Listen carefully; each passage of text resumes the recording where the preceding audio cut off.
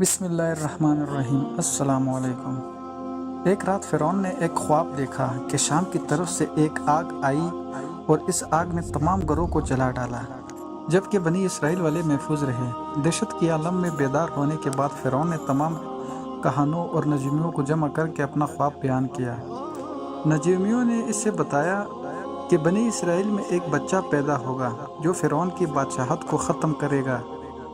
بنی اسرائیل کی یہاں بھی شروع سے یہی بات مشہور تھی، لہذا اس خواب کے بعد وہ مزید فکر مند ہو گیا اور اس نے حکم جاری کر دیا کہ بنی اسرائیل میں پیدا ہونے والے تمام لڑکے قتل کر دیا جائے۔ اس حکم کے مطابق فرعون کی ہواری اور اس کے سپاہیوں نے ہر ممکن قدم اٹھایا تاکہ کوئی بھی نومولود لڑکا زندہ نہ بچ پائے، لیکن اللہ کے فیصلے اٹل ہوتے ہیں۔ دیکھتے ہی دیکھتے بنی اسرائیل کے ہزاروں نومولود بچے ذبح کر دیے گئے۔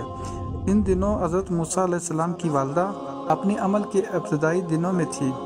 اللہ نے اس کی حفاظت کا سامان اس طرح فرمایا کہ ان کی والدہ پر معمول کے مطابق عمل کے اثر ظاہر نہیں ہوئے، جن سے آپ فرعون کی چھوڑی ہوئی دائیوں کی نگاہ میں نہ آئی۔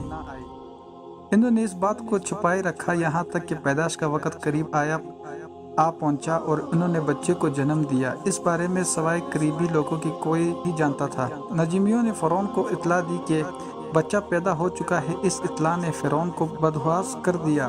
اس کے سپاہیوں نے گھر گھر تلاشی شروع کر دی۔ حضرت موسیٰ علیہ السلام والدہ سخت پریشان تھی۔ 3 مہینے تک انہوں نے حضرت موسیٰ کو چھپا کر رکھا، لیکن زیادہ عرصے تک بچے کو شاہی جاسوسوں کی نظروں سے چھپا پانا ممکن نہ تھا۔ پھر بھی وہ اپنی پوری کوشش کرتے رہے، یہاں تک کہ ان کے پاس اللہ کا حکم آ گیا۔ یہ حکم اللہ نے ان کے دل میں ڈالا تھا۔ حضرت موسیٰ علیہ السلام کی والدہ کے دل میں خیال آیا کہ تابوت کی طرح ایک صندوق بنایا جائے اور اس بچے کو اس صندوق میں رکھ کر دریا نیل کے بہاؤ پر چھوڑ دیا جائے۔ حضرت موسیٰ علیہ السلام کی ماں نے اللہ کے حکم کے مطابق بچے کو صندوق میں رکھا اور دریا میں چھوڑ دیا۔ ساتھ ہی موسیٰ علیہ السلام کی بہن سے کہا کہ تم اس کے پیچھے پیچھے چلتے جاؤ۔ لہذا وہ دریائے نیل کی موجوں میں چلی اور ان کی بہن کنارے کنارے چلی۔ صندوق بہتا ہوا محل کی تالاب میں پہنچ گیا۔ وہاں فرعون کی بیوی اور خادمائیں لطف اندوز ہو رہی تھی کہ صندوق پر ملکہ کی نظر پڑی۔ اس نے کنیزوں کو حکم دیا کہ صندوق کو تالاب سے نکال لاؤ۔ جب صندوق کھولا گیا تو اس میں ایک حسین اور تندرست بچہ آرام سے لیٹا ہوا تھا۔ ملکہ بہت خوش ہوئی، اس کی آنکھوں میں ممتا اثر اتر آئی۔ شفقت و محبت سے بچے کو گود میں لے لیا۔ ملکہ نے سوچا کہ اس بچے کو بیٹا بنا کر پالنا چاہیے۔ محل میں کسی نے خدشہ ظاہر کیا کہ یہ بچہ بادشاہ کی سلطنت کو ختم کرنے کا سبب بھی بن سکتا ہے۔ فرعون کے دل میں بھی یہ خیال آیا کہ کہیں یہ بچہ بنی اسرائیل کا وہ لڑکا نہ ہو جس کے بارے میں نجومیوں نے پیشگوئی کی تھی، لیکن فرعون کی بیوی نے کہا یہ بھی تو ہو سکتا ہے کہ یہ بچہ ہماری آنکھوں کی ٹھنڈک بنے، یعنی ہم اس کو اپنا بیٹا بنا لیں۔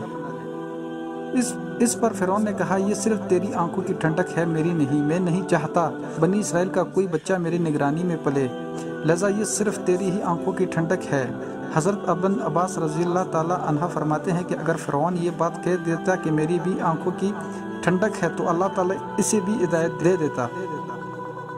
ملکہ نے اس بچے کا نام موسیٰ رکھا، جس کا معنی ہے کہ وہ شخص جو پانی سے نکلا گیا ہو۔ بچے کو جب محل میں لے جایا گیا تو اس نے دودھ کے لیے رونا شروع کر دیا۔ بچے کے پاس دودھ پلانے والے لائے گئے، لیکن بچے نے کسی عورت کا بھی دودھ نہ پیا۔ جو عورت بھی آپ کو دودھ پلانے کی کوشش کرتی ناکام ہو جاتی۔ ادھر موسیٰ علیہ السلام کی بہن دور کھڑی یہ سب دیکھ رہی تھی۔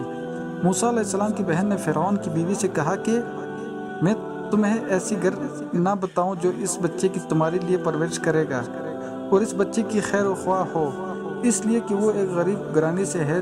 جب انہیں معلوم ہوگا کہ یہ بچہ فرعون کے گھر سے آیا ہے تو انہوں نے انعام و اکرام ملنے کی امید رکھی۔ اس گھر میں نیک سیرت خاتون ہے، وہ اس بچے کو بخوشی دودھ پلانا قبول کرے گی۔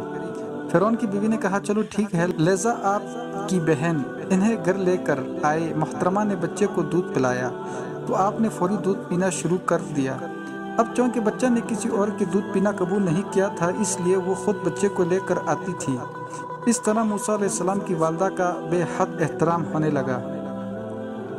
यूं ही हज़रत मूसा अलैहिस्सलाम शाही महल में परवरिश पाकर जवान और तवन्ना हो गया, लिहाजा अल्लाह ने आपको नबूवत की मंसूब पर फायज किया है। आपने बनी इसराइल को फ़िरौन से आज़ादी दिलाई और मिस्र से निकल गई। फ़िरौन बनी इसराइल को ख़त्म करने के लिए लश्कर लेकर रवाना हुआ। जब बनी इसराइल बहर अहमर के करीब पहुँचे तो अल्लाह ने इनके लिए दरिया के बीच से रास्ता खोल दिया।